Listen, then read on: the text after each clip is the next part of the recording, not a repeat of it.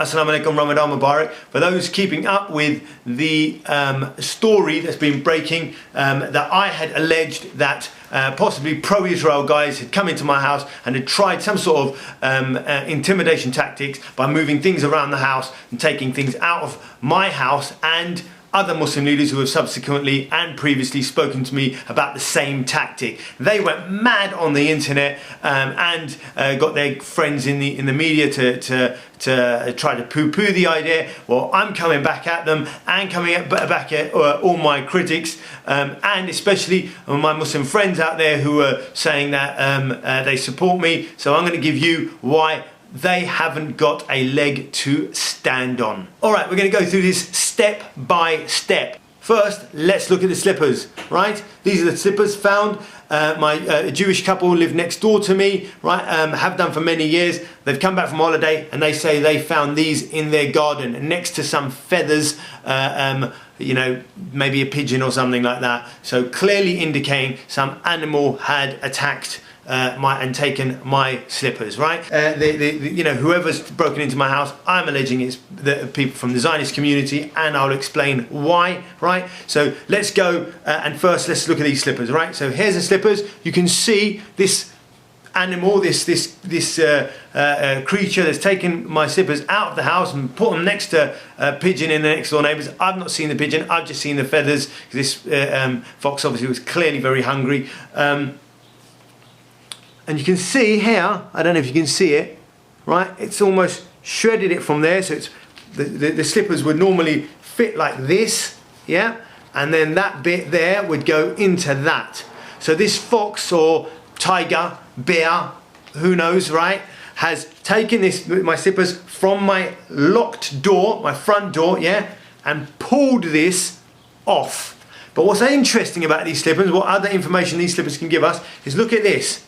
This fox, this canine, just with its teeth, right, has ripped not only this part off, yeah, not only from there, the slipper, where the foot goes into, but it's ripped it in two. Yeah, that's how it's shredded. Now here, it's completely plain.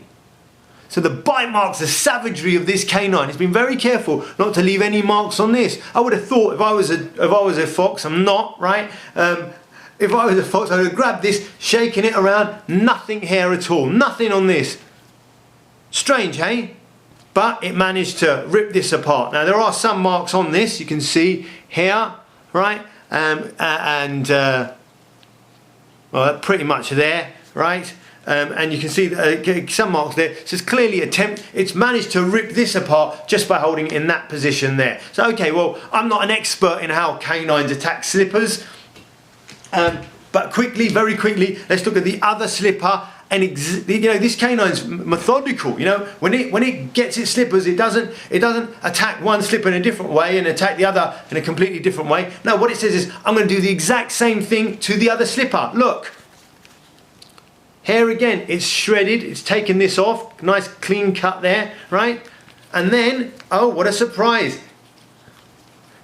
It's broken that, almost like, if I was going to pull it apart. But again, I'm not claiming this a human a human did this and try to attempt that it was, claim it was an animal. I'm going to go along with their theory that it was an animal, just a very methodical animal that takes stuff and attacks it in exactly the same way for both different slippers, yeah? You can see they're both opened and attacked the same way, right? Okay, and again, no marks on this, no marks. I've had these slippers for years, right? No bite marks on the inside there.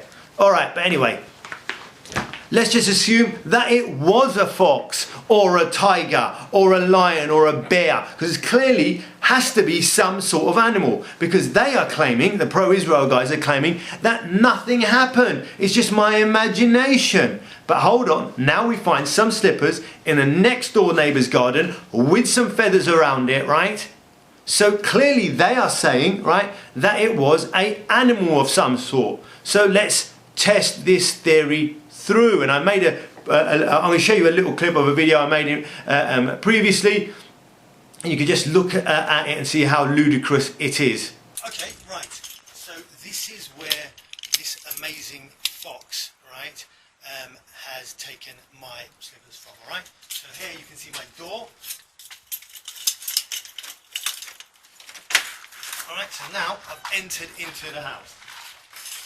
But this fox, right, is so amazing, right? So normally, right, I would leave my shoes in this area, right? Right? But this fox is so amazing that not only does it take my slippers and my shoe, right, but it places one of the shoes through this solid wood fire door. Now I want you to look at that door.